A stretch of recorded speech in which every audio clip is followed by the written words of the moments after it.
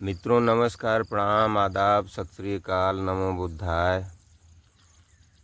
आपका स्वागत है अपराध की कहानी के इस एपिसोड में।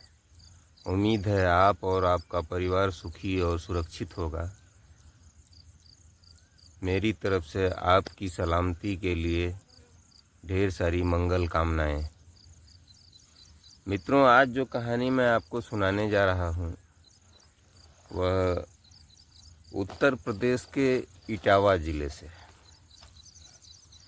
उत्तर प्रदेश के इटावा ज़िले में एक थाना पड़ता है बलरई, और बलरई थाने के अंतर्गत एक गांव है बहादुरपुर। इसी बलरई थाना के बहादुरपुर गांव में 8 अक्टूबर 2023 को अंजलि नाम की एक लड़की जो है खेत से चारा लेकर जैसे ही घर पहुंचती है और घर पहुंचने के बाद बहुत ज़ोर ज़ोर से चीखने चिल्लाने लगती है, और चीख पुकार सुन करके उसकी गांव के लोग और मोहल्ले के लोग इकट्ठा हो जाते हैं। जैसे ही वो लोग आते हैं तो पूछते हैं कि क्यों, क्या हुआ, कैसे हुआ, क्या हुआ। वो बताने लगती है, इशारा करती है कि उधर घर में। तो घर में जाकर लोग देखते हैं तो घर में जो है 2 लड़कियों की लाश पड़ी होती है। दोनों लड़कियों, एक सुरभि होती है, एक रोशनी होती है। दोनों की स्थिति एकदम समाप्त थी, प्राण सबके निकल चुके थे, सब वहीं पर पड़ी हुई थी लाश औंधे मुँह। तो लोग पूछने लगते हैं उससे, अंजलि से, कि आखिर क्या हुआ, कैसे हुआ, ये कौन किया। तो वो कह रही है कि मैं थी नहीं, मैं तो चारा लेने गए थी और चारा लेकर आई हूँ, तो अभी अभी हमने देखा है, तो इस तरह की घटना हुई है, ऐसा ऐसा है। तो तभी ग्राम के प्रधान वगैरह भी आ जाते हैं। तो प्रधान जी ने 112 पर कॉल कर दिया और पुलिस आ जाती है। पुलिस आती है तो बारीकी से पहले निरीक्षण करती है। निरीक्षण करने के बाद फिर दोनों शवों का पंचनामा करवाती है। दोनों शवों का पंचनामा करवा करके और उसको पोस्टमार्टम के लिए पुलिस भेज देती है। और पोस्टमार्टम होने के लिए उधर लाश चली जाती है। इधर पुलिस जो है जांच पड़ताल में जुट जाती है और पूछताछ करने लगती है। तो अंजलि से जब पूछताछ करती है, चूँकि सबसे पहले उसी ने देखा था इन दोनों बच्चियों के कत्ल के बाद उनकी लाश देखी थी। कहानी जो शुरू होती है वो इस प्रकार है। एक जयवीर सिंह होते हैं, जयवीर सिंह नाम है, एक किसान हैं, यहीं बलरई थाना के बहादुरपुर गांव में।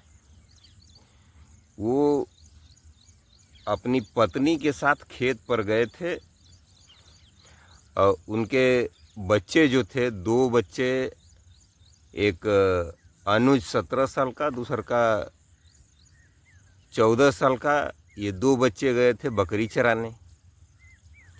और 2 और लड़के थे इनके, नंद किशोर 12 साल और कन्हैया 10 साल। ये दोनों बेटे जो है गली में खेल रहे थे। पता होता है कि जैसे ही पिताजी जाएंगे और माताजी जाएंगी तो वहाँ चारा काट करके ये लोग रखे रहेंगे, तो हम पहुँचेंगे तो उसको ले आएंगे। तो अंजलि खेत पर चली जाती है। लेकिन जब इसके पिताजी जयवीर सिंह अपनी पत्नी के साथ जा चुके होते हैं तो उसके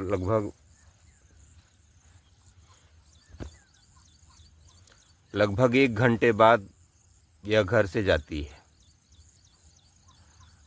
तो जब यह खेत पर जाती है तो खेत से आती है तो वह नज़ारा जो देखती है घर पर, तो वह सकते में आ जाती है, चिल्लाने लगती है, रोने लगती है। और इसी बीच ग्राम प्रधान वगैरह आ जाते हैं और ये लोग जो है पुलिस को सूचना देते हैं। फिर इस हत्या के एंगल में एक चीज़ दिखाई दे रहा था पुलिस को कि इसमें अंजलि के अलावा दूसरा कोई सस्पेक्ट नहीं दिखाई दे रहा था। तो अंजलि से ही, चूँकि उसी ने पहले 100 देखा था, तो अंजलि से ही पूछताछ पुलिस करती है। अंजलि से पूछताछ करती है पुलिस, तो अंजलि कहती है कि मैं खेत पर चली गई थी और खेत से आई तो ऐसा नज़ारा देखने को मिला। लेकिन बारीकी से जब पुलिस जांच कर रही थी तो उसने देखा कि अंजलि के जो कपड़े थे वो सूख रहे थे। तो पुलिस ने पूछा कि ये कपड़े किसने मतलब इसको साफ़ किया है, और तूने अगर इस कपड़े को साफ़ किया है तो कब साफ़ किया है। तो वो कह रही थी कि सुबह ही साफ़ किया था और सूख रहा है। तो पुलिस कहती है ठीक है। लेकिन बारीकी से पुलिस निरीक्षण करने लगती है तो उसी कपड़े पर खून का दाग मिल जाता है। खून का दाग मिल जाने की वजह से पुलिस को जो है जो शक था पुलिस का वो और गहरा हो जाता है, लगभग यकीन में बदल जाता है। तो जब यकीन में बदल जाता है तब महिला पुलिस को बुला करके इसको ले जाती है और ले जा करके कायदे से जब पूछताछ करती है तो सारा ये राज उगल देती है। दरअसल ये जो अंजलि थी, अंजलि का अपने ही गांव के एक अमन कुमार नाम का लड़का था, 21-22 साल का, उसी के साथ इसका चक्कर चल रहा था। तो अंजलि और अमन के विषय में जो भी गतिविधि होती थी वह एक एक गतिविधि को ये सुरभि और रोशनी, ये दोनों बच्चियां जो हैं अपने माता पिता के साथ शेयर कर देती थी। तो इसी प्रकार उस दिन भी हुआ 8 अक्टूबर को, जब जयवीर सिंह खेत पर चले गए तो उसके 1 घंटा बाद ये जाती है। तो जैसे ही ये लोग खेत पर चले गए, जयवीर सिंह और उसकी पत्नी, तो जो ये इसके भाई 2 तो बकरी चराने गए थे और 2 भाई जो है गली में खेल रहे थे। अब ये दो बहनें बची थी, तो इन दोनों बहनों को इसने कुछ पैसे वैसे दे करके भेज दिया कि जाओ तुम लोग जो है टॉफ़ी उफ़ी ले आओ दुकान से। तो दुकान थोड़ी दूर थी, तो उसको समझ में आया कि कम से कम कुछ समय लगेगा, आधा घंटा पौना घंटा लगेगा। तब तक अमन कुमार को बुला करके ये, जैसे ही वो लड़कियां जाती हैं तो अमन कुमार को बुला करके ये अपना जो है रासलीला शुरू कर देती है। कमरा को अंदर से लॉक नहीं करती है और दरवाज़ा बंद करके, सिर्फ थोड़ा सा उसमें जगह था तो वो उसी के साथ अपना निर्वस्त्र होकर के अपना जो भी उन लोगों को प्रेम लीला करना था वो कर रहे थे, अमन कुमार और अंजलि। तो अमन कुमार और अंजलि ये बिल्कुल आश्वस्त थे कि इस समय कोई आएगा नहीं हमारे घर, माता पिता जो है खेत पर गए हैं और ये सुरभि और रोशनी को हमने तो जो है भेज दिया दुकान पर। सुरभि रोशनी दुकान चले गए हैं, वो अपना बिस्कुट टफ़ी खरीद कर खा रहे होंगे, तब तक हम लोगों का काम हो जाएगा। अभी लोग जैसे ही अपने क्रियाकर्म में व्यस्त थे, उसी बीच ये दोनों बहनें आ जाती हैं, सुरभि और रोशनी। सुरभि रोशनी आ जाती हैं तो दरवाजे की ओट से अंदर जब झांकती हैं, जो जगह था थोड़ा सा झिर्री थी उसी में से देखती हैं तो अंदर अंजलि जो है अमन कुमार के साथ निर्वस्त्र होकर अपना प्रेम लीला कर रही है। तो ये सब तुरंत दूसरे कमरे में चल जाती हैं, चुपचाप रहती हैं, लेकिन कुछ बोलती नहीं है। तो जैसे ही अमन और अंजलि अपने काम से निवृत्त होते हैं, तो जब दरवाज़ा खोल करके बाहर आते हैं तो सुरभि और रोशनी चूँकि उम्र में बहुत छोटी थी, लेकिन इन दोनों ने तुरंत कहा कि दीदी हमने देख लिया है तुमने जो कुछ कर रही थी, जो कुछ तुम कर रही थी अमन के साथ, हम देख लिए हैं और मम्मी पापा आएंगे तो हम बताएंगे।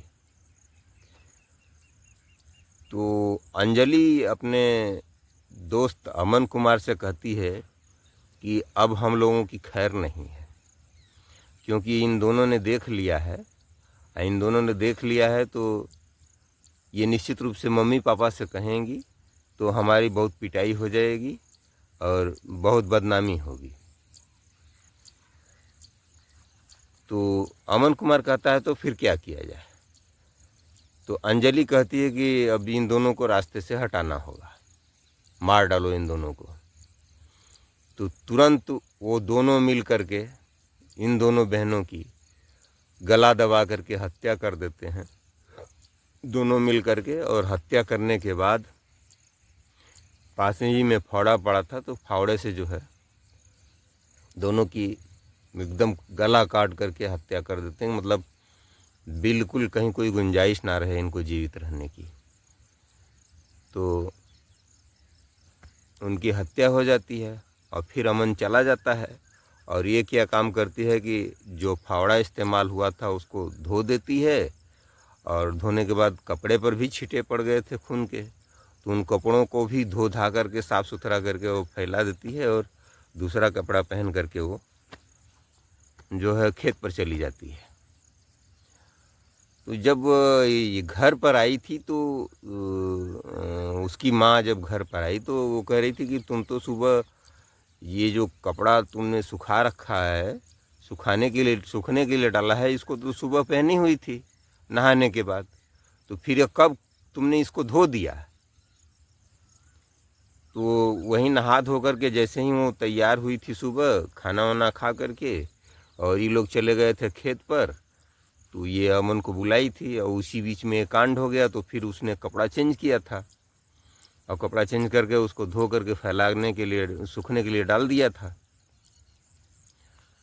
ये सब देखने के बाद पुलिस का शक पूरा 100% हो जाता है, और जब कड़ाई से पूछताछ करती तो सारा जो है, जो कुछ भी इन लोगों ने किया था सब कुछ जो है ये कबूल लेते हैं और इन लोगों को जेल भेज दिया जाता है। तो इस तरह से एक सगी बहन केवल आशनाई के चक्कर में अपनी सगी बहनों को मौत के घाट उतार देती है। ये बात कितनी गंभीर है, ये समाज में विचारणीय प्रश्न है कि इस तरह से आखिर संबंध क्यों पैदा हो रहे हैं, जिसके वजह से हरदम खतरा मंडराता आ रहा है। मैं आपको रोज़ कहानी सुनाता हूँ, और रोज़ की कहानियों में लगभग इसी प्रकार के जो है सिनेरियो होते हैं कि कभी पत्नी को पति पर शक हो जाता है, तो कभी पति को पत्नी पर शक हो जाता है, और इसी अवैध संबंधों के चक्कर में ज़्यादा से ज़्यादा हत्याएं और अपराध हो रहे हैं देश में। तो इस घटना से मैं यही आप लोगों को कहना चाहूँगा कि आप लोग भी हर मामले में इस तरह से सतर्क रहें, और आप भी सुरक्षित रहें, और पूरा परिवार को सुरक्षित रखें, समाज को सुरक्षित रखें। और इसी के साथ आज की कहानी मैं यहीं समाप्त करता हूँ। मेरे साथ इस कहानी में साथ बने रहने के लिए, अब तक वीडियो देखने के लिए आपको ढेर सारा धन्यवाद। और मैं कहानी को यहीं पर समाप्त कर रहा हूँ। नमस्कार, धन्यवाद, जय भारत।